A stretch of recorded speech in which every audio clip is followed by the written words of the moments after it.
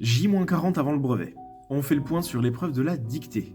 Quelques conseils pour t'éviter de faire de grosses erreurs. Tu le sais, en dictée, les 0 sur 10 peuvent vite arriver, mais c'est pas une fatalité. Souvent, quand tu corriges une dictée en classe, tu tombes sur des erreurs que tu ne pensais pas faire. Donc, suis ce protocole. Les erreurs les plus lourdes, ce sont les erreurs de grammaire. -1 à chacune, ça fait vite plonger à 0.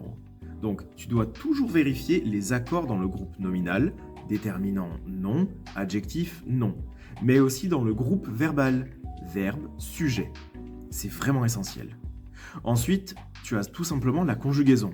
Toutes les terminaisons homophones, en et ou en est, tu dois les distinguer. Tu dois aussi faire attention aux terminaisons muettes. Donc, un imparfait, c'est pas un futur, c'est pas un infinitif, c'est pas un participe passé. Sois hyper vigilant là-dessus. Tu dois absolument reprendre tous les cours que tu as déjà eus avec des profs de français. Ensuite, pour l'orthographe, c'est -0,5 par erreur d'orthographe dans la dictée. Si tu tombes sur un mot que tu n'as jamais rencontré, et ça peut arriver, du coup tu dois utiliser tes connaissances en étymologie. Souvent, tu connais un mot de la même famille que celui sur lequel tu tombes, donc avec une écriture assez proche. Ça peut vraiment être utile notamment pour les consonnes doubles, donc sois très attentif. Et dans l'orthographe, tu as aussi les homophones. Mais là, l'erreur, elle est très lourde parce que souvent, c'est des erreurs de grammaire plus que d'orthographe.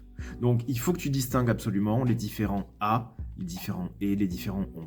J'ai fait une capsule sur Révise, je te conseille vraiment d'aller jeter un œil. Et honnêtement, si tu fais attention aux accords, à la conjugaison et aux homophones, tu peux t'assurer la moyenne en dictée. C'est possible. Allez, on retourne aux révisions demain.